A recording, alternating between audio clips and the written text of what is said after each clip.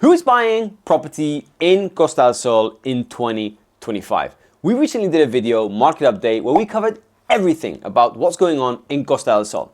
And in today's video, we're going to talk about the trends, nationalities, who's buying what. One of the invisible nationalities, which a few years ago was not an important player, is now an important nationality, represents nearly 30% of all our transactions. Stick along and we'll talk about it.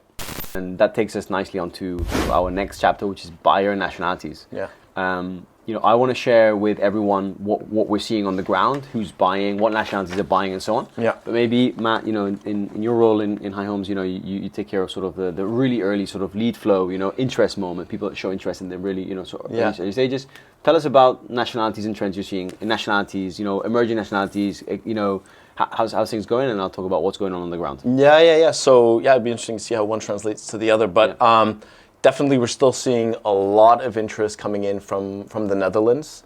That's one of the dominant markets. Brits are also, still, the Costa del Sol is still popular among Brits. A lot of inquiries coming in from Ireland as well. Yeah. And then it's sort of a mixed bag. We're seeing a little bit more activity coming in from the Nordics. So, Sweden, which was otherwise, which has been quite quiet. We're starting to see a little bit more activity. Sweden, Denmark, Norway is very interesting. And then it's a little bit scattered, a little bit from the Middle East. We're seeing some interest coming in from Switzerland, Canada as well. But I think the kind of the market that is growing, that we're seeing growing the fastest, both from an inquiry standpoint, but also practically translating through to transactions, is the United States. Major, like really big. And when we're talking to the client, it's both a result of what's happening on a kind of geopolitical level, but also lifestyle. Just looking for a better life. I mean, and it's fascinating because Spain isn't all that close to the United States, and I think Americans that were otherwise looking south of the border are now traveling all the way out here. Totally. It's amazing. It's so exciting. Actually, it's really fun to see the rise of the United States here on the Costa del Sol. Totally, and also that's what we're seeing on the ground. So people are out and about at the moment seeing properties. If you look at our Q1 and our Q2, a huge amount of our sales has been to Americans and Canadians. What I'm trying to say is interest is translating to sales, right? It's not always the case, right? We have some countries sort of sitting on the fence. You got clients, other countries which people are not ready to make a move, but sort of make inquiries.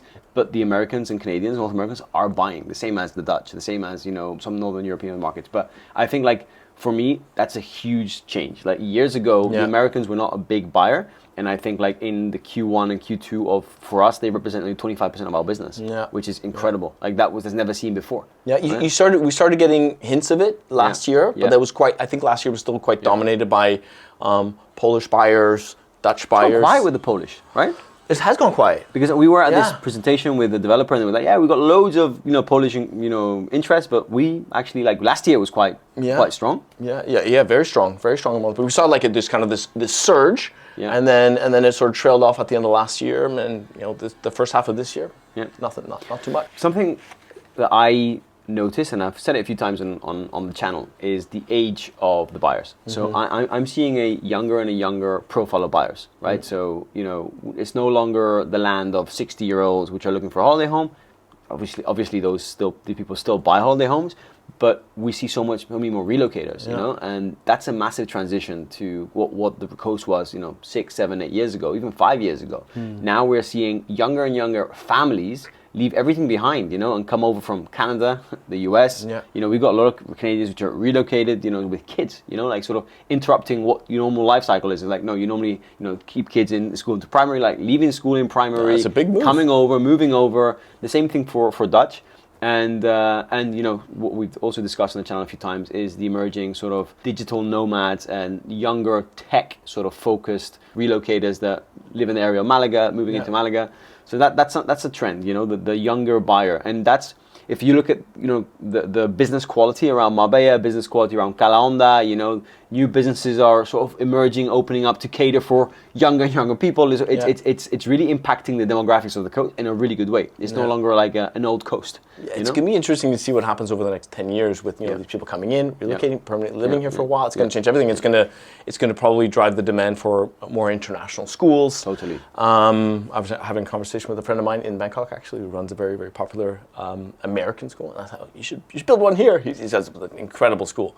And yeah, it's just going to, and from an infrastructure standpoint, it's really going to change a lot. But right now, it's just fun to see people betting. I mean, not just betting from an investment standpoint. I mean, betting their lives. Literally, they're moving here to kind of restart. Very cool. Yeah.